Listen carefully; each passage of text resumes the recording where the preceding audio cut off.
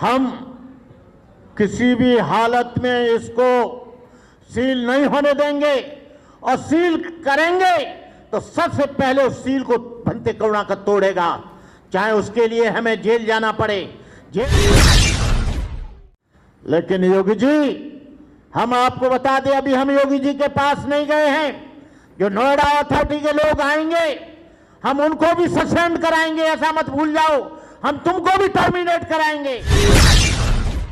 लोग कहते हैं भंते जी ऐसा मत दीजिए, मोदी जी आप पर एनएसए लगा देंगे। मैंने कहा उनका बाप बंद नहीं कर सकता। मैं ऑथेंटिक बोलता हूं, प्रमाणित बोलता हूं। यदि मेरी बात को काट दे तो मैं चीवर उतार के खुड्डी पे टांग दूंगा। आपको बताऊं, हिंदू राष्ट्र बनेगा, निश्चित रूप से मनुस्मृति लागू होगी। मनुस्मृति लागू होगी, आपके सामाजिक अधिकार, शैक्षणिक अधिकार, राजनीतिक अधिकार, सामाजिक अधिकार, आर्थिक अधिकार आपके समाप्त हो जाएंगे। संविधान को बदलने की बात कर रहे हैं। संविधान इन्होंने बना के प्रयागराज में रख लिया है और कथावाचकों से कह दिया है तेज करो, हिंदू राष्ट्र बनाओ। लेकिन मैंने धीरेन्द्र शास्त्री को चैलेंज किया है कि धीरेन्द्र शास्त्री, ये भारत देश तुम्हारे बाप की जागीर नहीं है। ये देश मुसलमानों का है, ये देश ईसाइयों का है, ये देश सिखों का है, ये देश बुद्धिस्टों का है, ये देश पारसियों का है, ये देश दलितों का है, पिछड़ों का है, एससी का है, एसटी का है, ओबीसी का है। तुम कैसे बना दोगे इसको हिंदू राष्ट्र? आज इस बुद्ध विहार की समस्या जो आज खड़ी हुई है, उसका कारण नोएडा अथॉरिटी नहीं है। नोएडा अथॉरिटी ने इसका अलॉटमेंट किया था, इस जमीन को खरीदा गया था, इस जमीन को बेचा गया था। नोएडा अथॉरिटी ने जब खरीदी गई थी तो इसकी कीमत निश्चित थी लाखों में। लेकिन हम बिल्डिंग बनाते गए, एक के बाद दूसरी बनाते गए। बिल्डिंग कब बनती है? जब जमीन हमारी होती है। जो लोग इसके पदाधिकारी हैं, मैं सबसे पहले, कोई भी चीज ऐसी नहीं है उभर कर नहीं आएगी। बीएसपी की गवर्नमेंट आई, बीएसपी के आप वोटर हैं इसलिए बीएसपी ने फाइल पर ज्यादा ध्यान नहीं दिया। बीजेपी की गवर्नमेंट आ गई, बीजेपी ने फाइल ऊपर निकाल ली। ब्याज पे त्याज, त्याज पे ब्याज, चक्रवृद्धि ब्याज, चक्रवृद्धि पे ब्याज, और 3 और 3.5 करोड़ रुपया हो गया। आपने 10 लाख रुपया जमा कर दिया, कोई बात नहीं है। नोएडा अथॉरिटी उस दिन आई थी, उससे 2 घंटे पहले ही मैं यहां से गया था। पता लगा कि नोएडा अथॉरिटी के लोग बंद करने के लिए आए हैं। अब सवाल यह है कि हम नोएडा अथॉरिटी को किसी भी हालत में इसको सील नहीं होने देंगे, क्योंकि नोएडा अथॉरिटी ने पहले हमको कभी नोटिस नहीं दिया, बाद में हमको कभी नोटिस नहीं दिया कि आप पे इतना बकाया है, आप पैसे दीजिए। हम लोग भी भूल गए। आज अचानक उन्होंने नोटिस देकर इस बुद्ध विहार को सील करने का जो निर्णय लिया है, और जो हमारे यहां पर्चा चस्पा कर गए हैं, हम पूछना चाहते हैं नोएडा अथॉरिटी से कि पहले हमें क्यों नहीं बताया गया, ताकि हम तुम्हारी धनराशि दे सकते थे। मोदी जी, योगी जी, जब यहां देश से कोई विदेश से आदमी आता है तुम उसके हाथ में बुद्ध की मूर्ति देते हो। जब प्रधानमंत्री जापान जाते हैं सर पर मूर्ति रखकर जाते हैं। मैं बौद्ध देश से आया हूं और आप यहां पर बुद्ध की मूर्ति को, बुद्ध के धार्मिक स्थल को बंद कराने की बात करते हो। तुम्हारी दोहरी नीति, तुम मलेशिया में जाते हो, थाईलैंड में जाते हो और यह दिखाते हो कि हम बौद्धों के बड़े सहायक हैं, हम बौद्धों पर कोई जुल्म नहीं करते हैं। लेकिन यहां आकर हमको धमकाया जाता है, पुलिस को बुलाकर हमें धमकाया जाता है, यह अथॉरिटी के लोग हमको धमकाते हैं। हम किसी भी हालत में इसको सील नहीं होने देंगे, और सील करेंगे तो सबसे पहले उस सील को भंते करुणा का तोड़ेगा, चाहे उसके लिए हमें जेल जाना पड़े। जेल हम कोई अपराध नहीं कर रहे हैं, हम उनके रुपया की भी मना नहीं कर रहे हैं। जो तुमने एक अन्याय की दृष्टि से जो हम पर ब्याज लगाया है और हम पर जो जुर्माना लगाया है, हम उसको किसी भी हालत में नहीं देंगे। जो तुम्हारा रुपया है, जितना बनता है उतना हम दे सकते हैं, लेकिन तुम्हारी पेनल्टी जो तुमने गैर कानूनी चीज पर लगाई है, ये कोई किसी का घर नहीं है, ये किसी का प्लॉट नहीं है, ये किसी का क्वार्टर नहीं है, ये किसी की जमीन नहीं है। ये भगवान बुद्ध जिनका पंचशील सारी दुनिया में फहराता है, ये उनकी जमीन है, ये किसी की व्यक्तिगत जमीन नहीं है। ये जमीन है भगवान बुद्ध की, ये जमीन है बोधिसत्व डॉक्टर बाबा साहब अंबेडकर की। तुम इसे कैसे सील कर सकते हो? ये कोई व्यक्तिगत किसी का घर नहीं है, इससे हजारों लोगों की आस्था जुड़ी हुई है, करोड़ों लोगों का सम्मान जुड़ा हुआ है, करोड़ों लोगों की अस्मिता जुड़ी हुई है। हम किसी भी हालत में इसको हम सील नहीं होने देंगे। मैं आप लोगों से कहना चाहूंगा कि आप लोग ने बड़ी हिम्मत की है, आपने खून पसीने से एक एक पैसा बचाकर अपना पेट काटकर ये बिल्डिंग खड़ी की है, और उसके बाद भी आप ही लोगों ने, नोएडा के लोगों ने ही 10 लाख रुपया अभी दोबारा जो मूल धनराशि थी उसको भी जमा किया है। मैं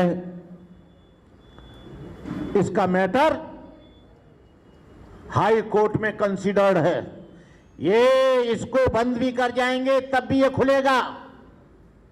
हाई कोर्ट कोई भी निर्णय दे तब भी खुलेगा, इसे बंद नहीं किया जा सकता किसी भी हालत में। ये लोग दुनिया में प्रचार करते हैं कि हम बौद्ध देश से आए हैं, भगवान बुद्ध की भूमि से आए हैं। योगी जी, जब वो यहां पर जो यूट्यूब वाला आता है, यहां पर जो इंटरनेट वाला आता है विदेश से, उसको भगवान बुद्ध की मूर्ति मोदी जी देते हैं, योगी जी देते हैं। लेकिन योगी जी, हम आपको बता दें, अभी हम योगी जी के पास नहीं गए हैं। जो नोएडा अथॉरिटी के लोग आएंगे, हम उनको भी सस्पेंड कराएंगे, ऐसा मत भूल जाओ।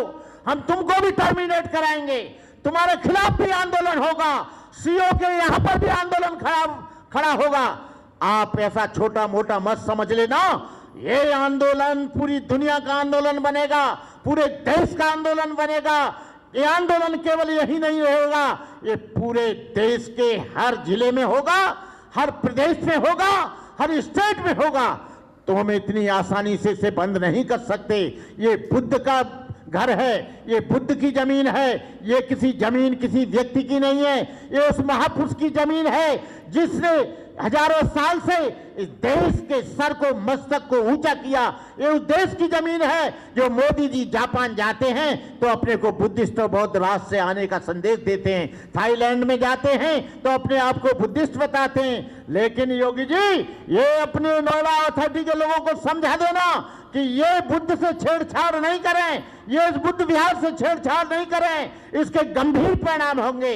और ऐसे परिणाम होंगे कि आप देखते रह जाओगे, सीओ भी सस्पेंड होगी। और ये नोएडा अथॉरिटी के जो लोग आ रहे हैं, अभी तो हमने ये थोड़ा सा दिखाया है, हम तुम्हारे वहां पर जाकर हमारे जितने भी संगठन हैं इस बात के लिए आंदोलन करेंगे। और मेरी वीडियो पर मेरी स्पीच आती रहती हैं, मैंने उसमें यह भी कहा है, लोग कहते हैं भंते जी ऐसा मत दीजिए, मोदी जी आप पर एनएसए लगा देंगे। मैंने कहा उनका बाप बंद नहीं कर सकता। मैं ऑथेंटिक बोलता हूं, प्रमाणित बोलता हूं। यदि मेरी बात को काट दे तो मैं चीवर उतार के खुड्डी पे टांग दूंगा। मैं आप लोगों से कहना चाहता हूं, आप अपने बच्चों को पढ़ाना, समय बदल रहा है, संविधान बदलने के लिए, हिंदू राष्ट्र बनाने के लिए इन्होंने पूरी योजना बना ली है। मैं कहना चाहूंगा आप लोगों से, हिंदू राष्ट्र बनाने के लिए पूरे कथावाचकों को बोल दिया है। जब यहाँ पर किसी और राष्ट्र की बात होती है तो हमारे लोगों को एनएसए लगाया जाता है, हमारे लोगों को जेल में ठूसा जाता है। लेकिन तमाम कथावाचक, धीरेन्द्र शास्त्री जैसे लोग, वो छोटे छोटे लोग जिनकी उम्र भी अभी नहीं है, वो लोग कह रहे हैं कि हिंदू राष्ट्र बनाओ। मनुस्मृति का उदाहरण देते हैं, आपको बताऊं, हिंदू राष्ट्र बनेगा, निश्चित रूप से मनुस्मृति लागू होगी। मनुस्मृति लागू होगी, आपके सामाजिक अधिकार, शैक्षणिक अधिकार, राजनीतिक अधिकार, सामाजिक अधिकार, आर्थिक अधिकार आपके समाप्त हो जाएंगे। जब आपका पढ़ने का अधिकार खत्म होगा, आपका एक भी इंजीनियर नहीं बनेगा, एक भी डॉक्टर नहीं बनेगा, एक भी आईएएस नहीं बनेगा, एक भी आईपीएस नहीं बनेगा। यहां पर लोगों को पढ़ने का अधिकार मेरे बोधिसत्व डॉक्टर बाबा साहब अंबेडकर के 14वें अनुच्छेद से 25वें अनुच्छेद तक हमारे मानवीय अधिकार हैं, फंडामेंटल राइट्स हैं। जो आपको अधिकार मिले तो आपको शिक्षा का द्वार खुला, शिक्षा का द्वार खुला तो आपको नौकरी मिली, नौकरी मिली तो आपको पैसा मिला, पैसा मिला तो आपने घर बनाया, आपने गाड़ियां खरीदी, एलसीडी का टीवी भी लगाया, इंग्लिश मीडियम में बच्चों को पढ़ाया, अच्छे अच्छे कपड़े पहनकर चले, अच्छी अच्छी बारातें सजाई, लड़कियों की शादी की। ये क्योंकि आपके पैसे का स्रोत था। जब पैसे का स्रोत बंद हो जाएगा, वही 5000 वर्ष पुरानी व्यवस्था लागू हो जाएगी, पीछे झाड़ू होगा, आगे हाड़ी होगी, शिक्षा बंद हो जाएगी। दुनिया में 3 बल सबसे महत्वपूर्ण होते हैं, इसको जान लेना। बुद्धिबल, बुद्धिबल का मतलब है नॉलेज, ज्ञान। धनबल, धनबल का मतलब है money, money is petrol of life. बाहुबल का मतलब है छुआरे। और आपके पिस्ता, आपके बादाम जब खाएंगे, दूध पिएंगे तो बाहुबल आएगा। आपके तीनों बलों को पहले खत्म किया है। आपके बुद्धि बल को खत्म इसलिए कर दिया, आपको पढ़ने का अधिकार नहीं था। धन बल को इसलिए खत्म कर दिया कि आपको व्यापार करने का अधिकार नहीं था। आपके बाहुबल को इसलिए खत्म हो गया क्योंकि आप भैंस नहीं पाल सकते थे, गाय नहीं पाल सकते थे, दूध नहीं पी सकते थे, अच्छा खाना नहीं खा सकते थे, अच्छे मकान में नहीं रह सकते थे, अच्छे कपड़े नहीं पहन सकते थे। जब हमारी स्थिति, तीनों ही हमारे बल खत्म हो गए तो हम जानवरों से ज्यादा हो गए। और वो स्थिति को लाने के लिए पुनः ये प्रयास कर रहे हैं, संविधान को बदलने की बात कर रहे हैं। संविधान इन्होंने बना के प्रयागराज में रख लिया है और कथावाचकों से कह दिया है तेज करो, हिंदू राष्ट्र बनाओ। लेकिन मैंने धीरेन्द्र शास्त्री को चैलेंज किया है कि धीरेन्द्र शास्त्री, ये भारत देश तुम्हारे बाप की जागीर नहीं है, ये देश मुसलमानों का है, ये देश ईसाइयों का है, ये देश सिखों का है, ये देश बुद्धिस्टों का है, ये देश पारसियों का है, ये देश दलितों का है, पिछड़ों का है, एससी का है, एसटी का है, ओबीसी का है। तुम कैसे बना दोगे इसको हिंदू राष्ट्र? तुम्हारे हिंदू राष्ट्र में कौन रहेगा? जो रहेगा उसे रखना।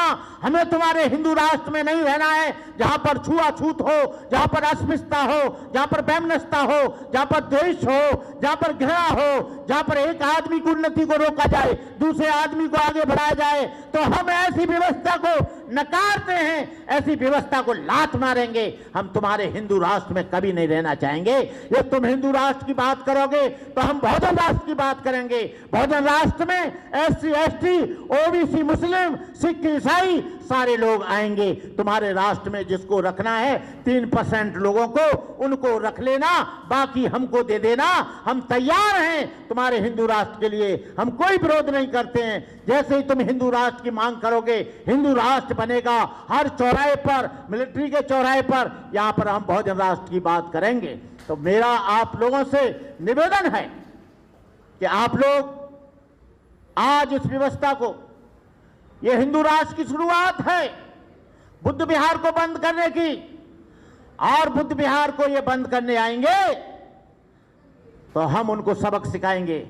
हम यही नहीं, हम हजारों बौद्ध भिक्षु लेकर लखनऊ जाएंगे, लखनऊ प्रदर्शन करेंगे, तमाम लोग जाएंगे।